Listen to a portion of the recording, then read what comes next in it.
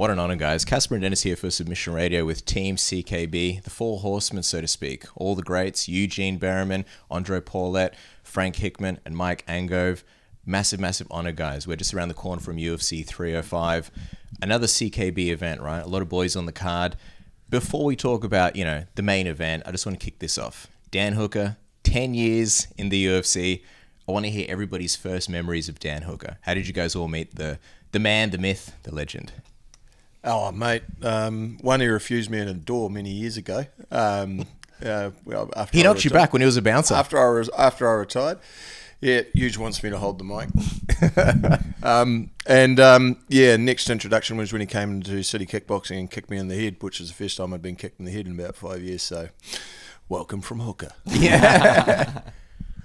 Now, watching King of the Ring, watching a guy that I hadn't really seen much of, who was an MMA guy, and then he entered our biggest kickboxing tournament in New Zealand, King of the Ring, 8-man tournament, very hard tournament to win, and he just blew through everybody. So I was like, man, this guy's, this is a talented man. So that's my first memory of Dan. Yeah, my first memory was UFC Auckland when he had his debut. I was in the nosebleeds watching with my wife and my friends. So that was my introduction to Dan, and just seeing how strong he is mentally to go through a fight like that. So yeah, that was. Here we go. Here's the big one coming up. Frank, be honest with us, mate. Don't lie. First time I met Dan was I came to help the boys. My first time on tour was when Israel fought Gastelum. And I came to Auckland. I'd known him through the boys, through George, through Thailand, through Kai, through all that. But it was the first time I really got to meet him. Was back in April of 2019. So, yeah, it was some good memories. Man, I'll tell you, what a legend. Stepping in here, we're super excited. Signs a new deal. Massive fight around the corner this weekend. Gamrot, one of the toughest guys in the division. Just quickly, Frank, from your perspective, man, how impressed are you with Dan for always just calling out the toughest guys in the division? Because you don't see that very often in the UFC. Yeah, I think that's just Dan's personality. He doesn't know any other way. So he usually meets it head on, and it's not surprising. That's kind of what he gets off on. So good on him. He's a psychopath for a reason, right? So you got to give him nothing but credit, man, because he never dodges anybody, and he's always looking for a hard fight that's going to challenge himself and push himself. He's everyone's favorite psycho, right? I'm curious, what do you think as far as like the biggest differences are between Dan from 10 years ago compared to the Dan now? Obviously just experience and maturity. Like he's very, his approach to training, he's very methodical about how he approaches training, and he's refined that over all the years. And I think he just gets tougher, right? He just gets tougher with age. He just become more resilient because you just go through more. So as funny as it is to say he's got tougher over the years, because he is already a very mentally strong man, I think as each year goes by, he gets more mentally resilient. Yeah. Speaking of a man who gets tougher with time, Israel headlining the card this weekend. I saw in the countdown, right, Dricus's coach likes to use the cattle prod sometimes when the guys aren't falling into line. I'm looking at you guys right now. How many cattle prod moments have you had with Eugene Bareman in the gym in the past at CKB? You mean us wanting to cattle prod him, or us making the mistake of giving him a cattle prod? Either. I think we'd have a cattle prod moment every day in the gym, to be honest. You always get exasperated by the different personalities in the gym, but Huge's favourite prod is usually one of his mini collection of blades that he likes to bring back. So yeah. But come on, we all know Mornay's not really cattle prodding his boys in the gym. Usually that's a bit of jest, hopefully. Yeah, I had no idea, but it seems like a good way to motivate the boys, isn't it? Wow. Yeah, you're coming up with some ideas in this interview. Yeah. I bring my nose and I always have a knife at my side, but kick harder. Yeah. Harder. Yeah. I was going to say, like, obviously a lot's been made of like this massive rivalry, but it kind of started a while ago, right? Not the rivalry, but like these guys sparred in the past. They know each other from somewhat 10 years ago. Did you guys at any point think like this is a guy in Dricus that could be a future champion? This is a guy that we might be stepping in against. What do you guys remember from that 10 years ago? And when did he sort of pop up on your radars? Like, hey, this is possible. So, 10 years ago, I was actually there. I did some rounds. I had conversation with the boys, and I was still fighting and sparring. So I remember sparring the boys, having Dricus rounds and with stuff. them. The video footage where he's sparring Volk and stuff, I'm also in the room sparring somewhere else. Right. Eventually I got around and then we sparred each other as well. Yeah. And I had conversations with them. It was really obvious that they were brothers, and they were from South Africa. So I remember having some good, decent conversations with them. Look, they're a very nice team, very nice blokes. I can't speak for Israel, obviously. Like he's got his history, and that's a little bit different to my history. But for me, Dricus and his brother, they've come up to me, made their way through the crowd and come up to me already and said, "Hey, Coach Bareman or Coach Eugene, how are you? Good to see you again. It's been so long. Who would have known after all these years that..." This is this fight week? Or? Yeah, this fight week. Yeah. They've come up to me and they've been like, "Who would have known after all these years, us sparring in that little room in Phuket, that we would all be in this position?" And I said, "Yeah, it's absolutely amazing." And I just wish them all the best. So there's some stuff going on, and it's a good story, I guess. But from my experience back then and now, they're good people. Yeah. Well, yeah, Andre, I want to get into the fight a little bit, man. Let's talk about the wrestling here, because Dricus has an interesting style of wrestling, right? He likes to get those hands connected, just kind of pull guys off and get them on the ground. Frank, and I just want to know from your perspective, like obviously he brings a lot of power, but how do you rate the actual wrestling and the entries that he likes to do? He likes to switch up his entries, go to a trip if something's not working, and really sort of modify things on the go in there. Yeah, he's created a style that works for him. He's maybe technically I'll look at it and think, it's not the right way of doing it, but he's obviously it works for him. You can see he's very physical, and he can make like specific techniques work for him because he's strong. And I've watched fights from early time of his career, and he seems to impose his style on everyone, so he must be doing something right. Yeah, he's like, when you think of like almost a South African like rugby kind of guy, like Dricus very much fits the mold, right? Like when you picture that in your mind, he's so physical, he's got this awkward style, but it works for him. Mike, obviously a former world champion kickboxer yourself, from a phenomenal lineage of kickboxing gyms with Race FO and stuff like that. What do you make of what he does on the feet? What do you think is the biggest sort of underestimated or maybe misunderstood thing? What do you think of his power and how he puts everything together? We'll come back to Mike, because I think that I have another very underrated striking coach that can easily answer this question. He's not known for being a striking coach, but at CKB he's one of our best striking coach. He'd call him Frankie Angles. Frankie Angles. That's just one of the many nicknames. Thank you. Okay.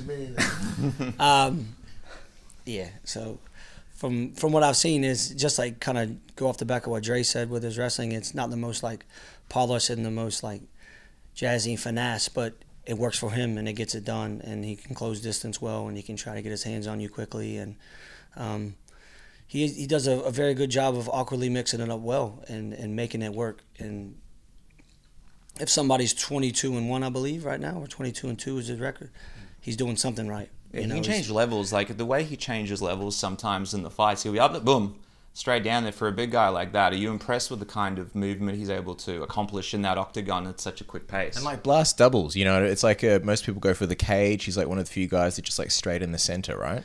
Yeah, he's a big fella, so he tries to get right through you versus going around you, as they say. So, like I said, he does well with the wrestling and mixing it up. Same on his feet, it works for him and his style. So, you got to be, I guess, you got to give him credit everywhere, right? So, now back to Mike. Yeah, I can't add too much more to that. I mean, he gets a lot of criticism because he has a jerky style. It's not smooth, it's not technical per se, but if you look a little closer, he does a lot of things very, very well. He's offbeat, and because he's a little bit more jerky, because he doesn't operate in a normal flow, that actually makes him more dangerous. One of the things he does is he also adapts through the fight. He can adapt round to round, and he will start to read things and pick shots. It makes him dangerous. It goes with his gas tank. You have talked about his power. He's obviously got both that Shrek strength that we've talked about in the grappling, and he's clearly got decent one-shot power. So he presents dangers everywhere, and I think one of the things that why people underestimate him, because he does get hit. He gets hit early, but he's got a bloody good chin. And he will impose that style on you. So unless you have a way of controlling that style, it's very, very difficult, and it's very hard to replicate in the gym as well. So I think he's highly underestimated. Maybe even us a couple of fights ago may have thought that. You look a little closer though, and you can see that there's a lot more art to what he does than just being a big man. I was going to say, has the perception changed at all? I feel like before the Robert Whittaker fight, people were kind of looking at this like, man, if him and Israel matched up, this is like very much probably one for the highlight reel, right? And then after that Rob fight, people were like, oh wow, geez, look what he just did to Robert Whittaker. Now he's the champion. Have you guys always seen things about him, or has the perception changed in the last maybe year or so? I don't think the perception has changed too much for us. We are very much a group of guys that look at a person's style and try to work out why that particular style works for that person. What are the intricate things happening that make it work for the person, rather than looking at someone and saying, oh, that's not technically correct here and that's not technically correct here. We definitely have fighters in our gym who, in very similar fashion to Dricus, appear to be all over the place, but there's a method to their madness. And sometimes it would be kind of at their peril or not good for us to change what they're doing. It's more about figuring out how that awkward style can be used to their advantage. So I think we've had a bit of experience with that. So when we've looked at Dricus, although it doesn't look technically sound, it doesn't go follow the rule book, we've got a bit of a past history of looking at people like that and kind of reading between the lines and being like, look at this is why this works, this is why this is positioned in that way, this is why his head, what happens when he pushes his head way over here and he has his foot way over here. So I think we respected the awkwardness straight away, because I think that's something that we've developed amongst some of our own guys. Yeah, sometimes the madness covers up the method, right? And I just want to 100%. find out from you just quickly on that, Euge. Obviously, someone like Dricus is going to be bringing their momentum forward. With someone like with Israel's skill set, it's really tempting to stay on the outside and counter, because he's going to be there to be hit, right? But also, Israel does so well when he pushes forward and keeps that control in the octagon. So how do you find that like special sort of mixture or a special balance between that, so that you don't get stuck on the cage trying to counter shot and a couple of rounds have gone by, for example, but at the same time, it's so tempting, right? Because he's there to be hit and he's always coming forward. Yeah, but the trick is, I can't go into this too much, but just tell us your whole game plan, yeah, and bank account information, on any secret browser history, anything you have. The trick is really, we know Israel can go forward, and we know Israel can fight off the back foot, and he can do really well off the front foot. But the trick is finding the balance of what we need. If we get too much on the front foot, that's going to obviously make us vulnerable for certain things, and if we get too much on the back foot, there's going to be vulnerabilities there. So it's finding like the exact balance of what you need between those two to win the fight, and that's going to be part of the challenge of the fight of the night, because that's going to be an adjustment that has to be done on the fly by all teams. How aggressive you have to be and how much you have to be on the back foot and start to look to counter. How much you have to look to be the kind of boxer puncher, boxer counter fighter at the same time. Like these little things, they get tweaked on the night. So that's the fascinating part, that everybody can look forward to, right? People talk about the physicality of Dricus, right? But from Frank and Andre, I want to hear, like, the understanding is Israel's been doing a lot of, like, strength and conditioning work. He's been busy during his time off, you know, sort of fixing his body, getting stronger. You know, it wasn't that long ago. It was like 230-pound Israel. What does this bigger, stronger version of Israel feel like in the gym? Are you noticing a big difference, especially in those grappling exchanges? Yes, I've definitely noticed it over the last 12 weeks since he came back and started camp. I can definitely feel his strength, you know, going up. I think now that, you know, it's 5 week. Why I've felt him this week as well, and I feel like he's managed to keep some of that, even though his weight has moved down. So I think physically Israel is ready for this fight, and we have training partners that are very big and physical, and Israel is used to that now. And I can see he can back himself out with guys that are 20, 30 kilos heavier. Yeah. Frankie? Yeah, same thing. I think he's definitely put the bit of the size as far as the strength go, and he's keeping it a bit longer. So I think this whole time he's been off, rehabbing, recovering everything, and kind of just fine-tuning his machine, and it's starting to come full circle now, you know. So we're coming in a fight week, and yeah, just feeling primed. Is there any extra pressure on you guys, the coaching staff, because Israel's obviously coming off that loss to Strickland, where people were sort of like, you know, it was almost like an anomaly. People didn't see it coming, and now this is such a crucial fight. You know, people talk about, you know, where Israel is and like how many more fights he has left. There's a sort of limited time to polish that legacy. What's the pressure been like? And I'm curious, like, from a coaching perspective, what were some of the biggest changes and going back to the drawing board and things like that after that Strickland fight? I mean, I can answer a part of that, and then maybe Mike can answer the rest. But one thing me and Frank have always said to each other over the years is we seem to always be in a big one. Always seem to be in the highest stake fights available that the UFC can provide. If it's not Volk, if it's not Izzy, if it's not Dan doing a short notice fight, if it's not Kai fighting against some undefeated Russian trying to get his title shot.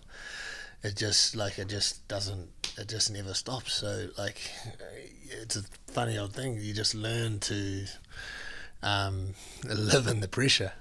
You learn to live in the pressure, and then when you do that, it a little bit kind of normalizes it. And that's why me and Frank, it's like, man, sometimes we look at each other and go, hey, we're in another big one. And then so in terms of like any added pressure, I don't know. We just are always living in that pressure of a massive fight where everything's riding on the line, you know. And, you know, Volk's fight's going to be massive when he fights, and Carlos's next fight's going to be massive. And I've got guys on the Contenders show, and they're fighting for everything they've worked for in their life. Yeah, it's like it just doesn't stop. So I wouldn't say we're feeling any extra pressure. I think we're feeling the normal amount of pressure that we feel, yeah. But just, I guess what I'm really fascinated by is like bouncing back from that Strickland loss. What was the actual process of, like, you know, changing things? I feel like when you're on a good run, right? It's easy is not the right word, but you can kind of look at it and say, all right, we're going to refine things, add things, make it better. But was this a situation where you're like, all right, we need to change a lot of things and really, like, you know, look at whatever was going on and you know, just fix whatever wasn't working? I mean, there's a cliche, and it's a cliche for a reason, that you learn from your losses. And at this level, I think you're talking about the minutiae. You're talking about at elite level percentage points. You have a look at where we can adjust, what we can do to add an extra 0.2% there and shift something away somewhere else. You have a look at vulnerabilities, perhaps, and it's not just looking at the athlete too. You look at the coaching team. How did we approach that? You know, did we have 6 fighters on a card, for example? Did that impact us? And I'm just using that as an example. We have a look at all those areas that we can refine. We're quite lucky as a group. We collaborate. We collaborate very well, and we have done over a long period of time. And I think that probably what makes us strong as a coaching team, as well as a gym in general, is you know, we work together.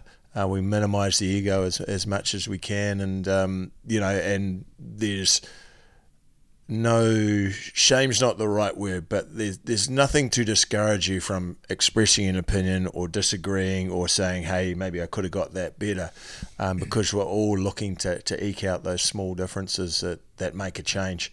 And whether that's at elite level, which is obviously where these 3 fights are, or even at a lower level, someone's first amateur national title fight, I feel in terms of that pressure, it's the same. And that comes from a passion that we have for our athletes as well, you know, and the pressure we put on ourselves to be excellent.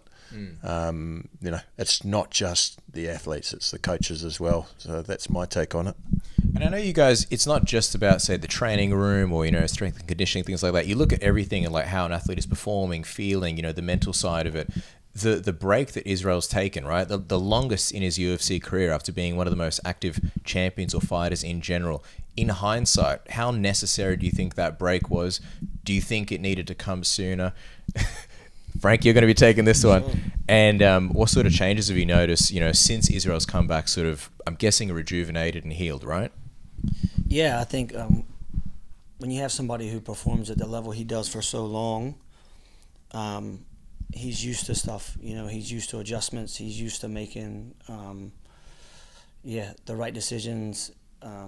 Comes to training, comes to recovery, comes to everything. So I think probably from that, they just, as the coaching staff, they just kind of, like Mike was saying, and you kind of look where you can add a percentage here or there or move something to another avenue that's going to help funnel something else. You know what I mean? So I think that was the big thing, and really just letting the machine get back. He's performed at the highest level for so long, so he, like I said, he's used to this, the feelings, everything that comes with it, the highs, the lows. This is, you know, that's why he's been at the top for that long, is because it's a familiar feeling. So, yeah. It's an exciting time in the division right now. Sorry, Cass, just the cable. It's an exciting time in the division right now. Just quickly, Huge, I know that we've spoken a little bit about Khamzat in the past, Robert Whittaker in the past, but what was your reaction when Robert Whittaker was like, hey, I want to put my hand up, I want to try and ruin the UFC's plans here, I want to fight Khamzat, but then you see Dana White comes out today and says, nah, it's still going to be Sean Strickland next for the winner here. What was your reaction? Because I know you like it when a fighter puts their hand up and tries to take an opportunity, but in this situation it looks like it didn't really kind of pan out the way maybe that Rob would have wanted. You're getting a genuine reaction right now to what just happened. Robert wants to fight Khamzat, but they said, no, you've got to fight Strickland. No, Rob's fighting Khamzat, so he put his hand up because he thought the UFC had plans to sort of expedite Khamzat potentially to the next title shot. He didn't want to miss out. And then Sean is now, the other news that came out today, Dana White saying Sean is next for the winner here. My reaction to this is the breaking reaction. Yeah. Close up on the Man, face. you can't. Is it? I don't know. It'd be hard to deny Robert if he beat Khamzat. Well, don't you think? I think that's a stronger case than. I think that's a stronger case than Strickland, personally. I mean, I would love to. Obviously, given as he wins, I'd love to have the Strickland fight back. But I still think Robert probably has a stronger case if he beats Khamzat. Yeah. But, man, I stay out of that stuff. Yeah, I stay out of that politics. Yeah. I think for me, politics aside, I'm genuinely curious, like, as far as how you guys feel that, like, Sean would be next. I don't want to get too into it because obviously you've got Dricus this weekend, but just once Dana says, like, look, Sean is next, you kind of have that next guy locked in. I know Israel's like, look, I'm coming for heads. It's a few that I have to touch. I imagine Sean's on that list, right? So how is it for the coaching team knowing that, all right, if all goes well this weekend, we have our next target, and it is that big Sean rematch, which would be a massive fight for a lot of reasons. Look, it doesn't matter. It doesn't matter. Like, it just, like, when you get to this level, everybody that they put in front of you is an absolute killer, is a beast.